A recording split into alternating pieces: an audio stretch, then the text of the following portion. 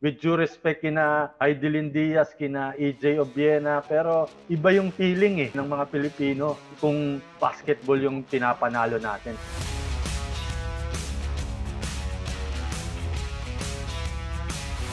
Sa tingin ko, it cannot be denied the fact na it was an SMC-run organization nung nakaraang Asian Games team, no?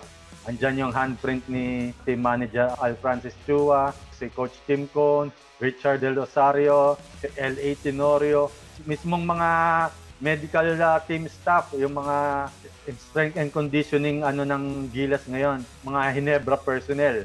Si Junjun mismo, yung utility ng Hinebra na talagang trusted man ni Justin Brownlee, andun din. No? So makikita mo, yung organization is being run na by the SMC Group. Ang tanong dyan will it stay or will the MVP Group still control yung kumbaga pagpapatakbo ng SPP? No? So hopefully mag-reconsider si Coach Tim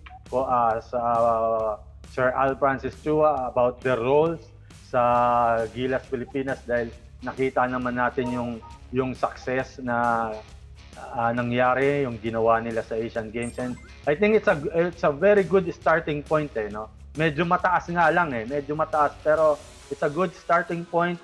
Masaya ang buong Pilipino no.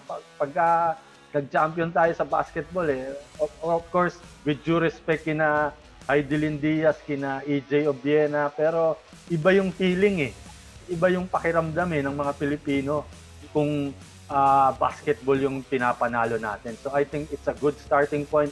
Siguro magandang umupo uli yung SBP, umupo uli yung SMC Group, pag-usapan kung ano yung kailangang papel ng bawat isa para lalo pang kumbaga masundan yung tagumpay na ginawa ng Gilas Pilipinas sa Asian Games.